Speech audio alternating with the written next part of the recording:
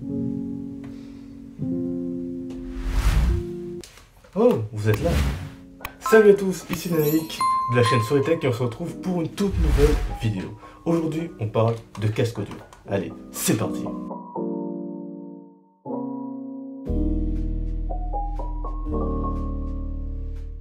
Comment choisir un bon casque audio? Quelles caractéristiques vont faire la différence? Mise en situation, vous êtes dans le magasin, il y a plein d'articles différents, plein de casques, vous avez l'embarras du choix. Comment savoir que ce casque, c'est un casque pour vous? C'est le casque fait pour vous. Comment? Et surtout, comment savoir que c'est un bon casque audio?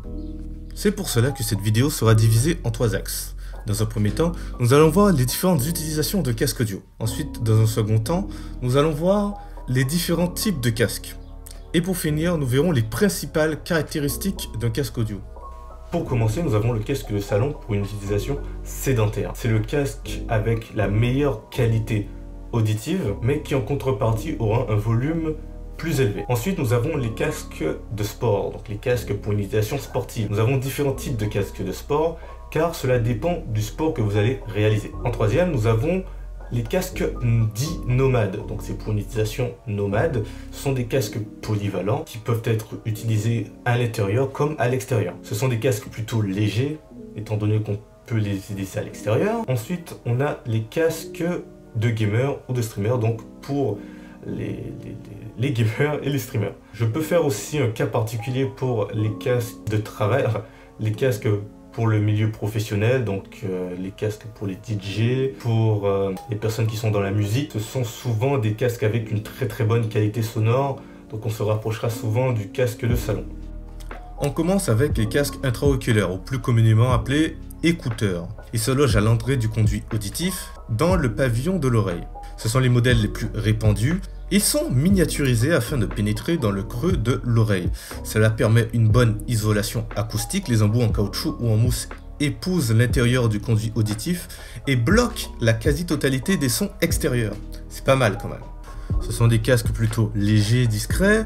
Cependant, ils sont pas vraiment très confortables, on va pas se le cacher. Ensuite, nous avons les casques supra-orales. Dans le cas d'un casque supraoral, les écouteurs fixés à un arceau réglable ou serre-tête reposent sur les cartilages des oreilles. Des coussinets servent de protection. Contrairement au casque intra-auriculaire, rien ne pénètre l'oreille. Conclusion, cela permet une isolation moins importante que celle proposée par un casque intra-auriculaire. Le poids est plus élevé, mais toujours gérable, et on a un meilleur confort. Le dernier type de casque est le casque circumoral. Les écouteurs englobent les oreilles et leurs coussinets entrent en contact directement avec le crâne. En gros, les oreilles sont totalement englobées par le casque. Conclusion, le poids et la taille sont beaucoup plus élevés que les deux autres, forcément. Cela permet d'avoir une très bonne qualité acoustique et une isolation acoustique sans qu'il y ait pénétration dans l'oreille comme avec les casques intra-auriculaires. L'efficacité dépend évidemment de si le casque est ouvert ou fermé. Juste une petite note pour vous parler de la différence entre les casques ouverts et les casques fermés. Deux types de structures différentes, la structure fermée et la structure ouverte. Un casque dit fermé possède des coques sans la moindre ouverture vers l'extérieur. Une structure ouverte, le haut-parleur diffuse autant le son vers l'oreille de l'auditeur que vers la pièce dans laquelle il se trouve. Il existe aussi la structure dite semi-ouverte, où le casque possède des ouvertures partielles pour trouver un compromis entre isolation et aération du son. Maintenant qu'on a vu les différents types de casques, comment choisir un bon casque audio en fait?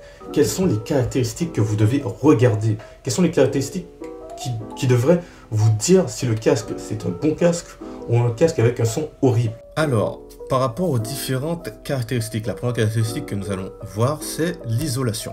Il existe deux types d'isolation. On a l'isolation passive et l'isolation active.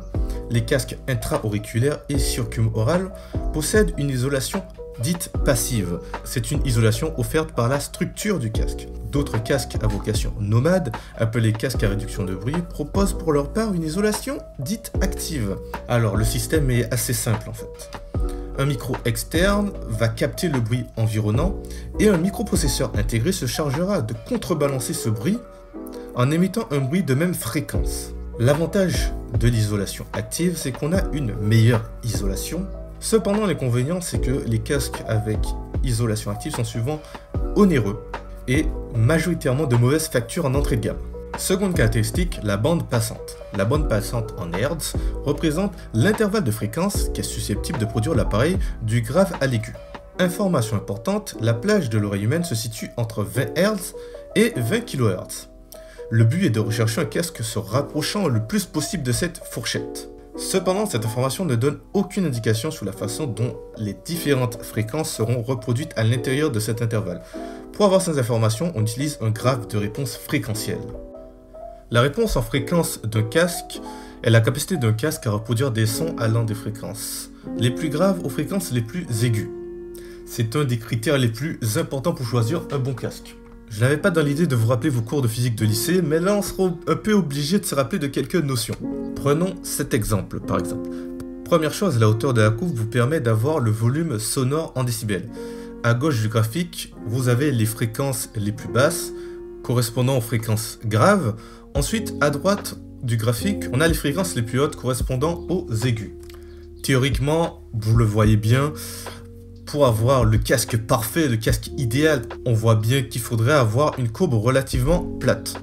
Dans le cas de notre exemple, le casque accentue trop les médiums et atténue beaucoup les basses et les aigus. Ensuite, vous voyez ce second exemple, le casque est beaucoup mieux que le premier, mais on remarque quand même qu'il y a des légères atténuations au niveau des aigus.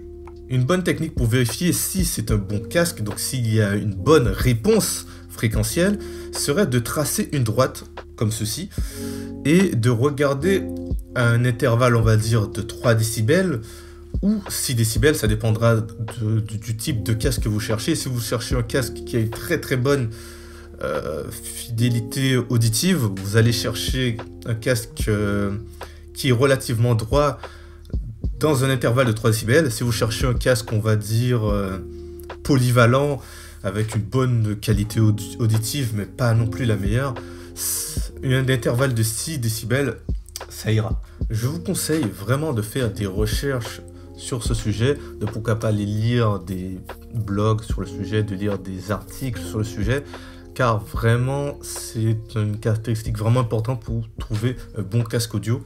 Si vous voulez vraiment voir les détails sur comment ça fonctionne, la physique qu'il y a derrière, les mathématiques qui ont derrière, allez-y, vraiment.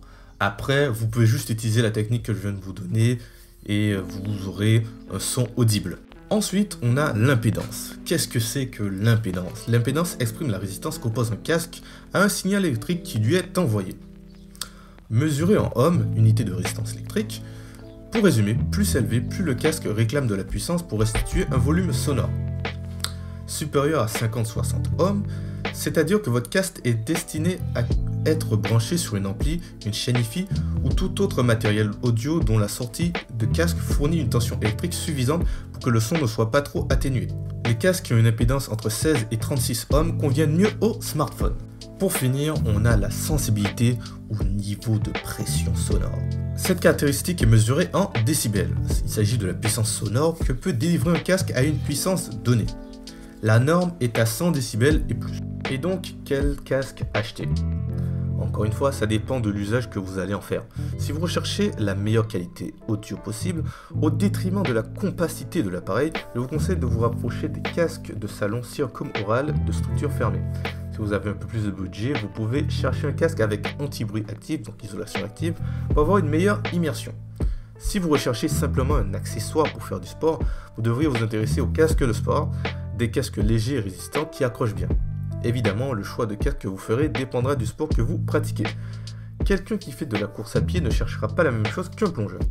Si vous cherchez un casque polyvalent utilisable en intérieur comme à l'extérieur, les casques supraorales ou intra-auriculaires sont faits pour vous. Je vous conseille de bien vérifier les caractéristiques qu'on a vues juste avant. Je dois avouer qu'au départ, moi non plus, je ne regardais pas vraiment les caractéristiques, les différents types de casques. J'achetais juste un casque, je regardais juste le prix en fait, c'est la seule caractéristique que je regardais. Et en fait, en faisant cette vidéo, en voyant en fait, en faisant des recherches tout simplement, j'ai découvert qu'en fait, ça a été un peu plus compliqué que ça, un peu comme l'achat d'un ordinateur portable. Ça demandait quand même un minimum de recherche, un minimum de vérification des caractéristiques, vérification du type de casque que vous voulez. Si vous cherchez un casque de sport, vous n'allez pas acheter un casque de salon très volumineux qui va se casser juste au premier sprint. Merci à tous d'avoir regardé cette vidéo, c'était Nanaïk. Merci à tous d'avoir regardé cette vidéo, ça me fait extrêmement plaisir. Ça fait longtemps que je n'ai pas fait de vidéo, du coup je suis assez... voilà, bon... Voilà. Donc je voulais vraiment vous remercier. En plus ma dernière vidéo, 5 conseils pour choisir un bon PC, qui va s'afficher normalement quelque part. J'espère, si j'ai bien fait le montage. Donc cette vidéo a fait plus de 3000 vues et ça me fait vraiment plaisir. Donc merci. Donc vous pouvez partager cette vidéo, mettre un like si elle vous a plu et vous abonner à ma chaîne. C'était Nanaïk, à dans notre soleil.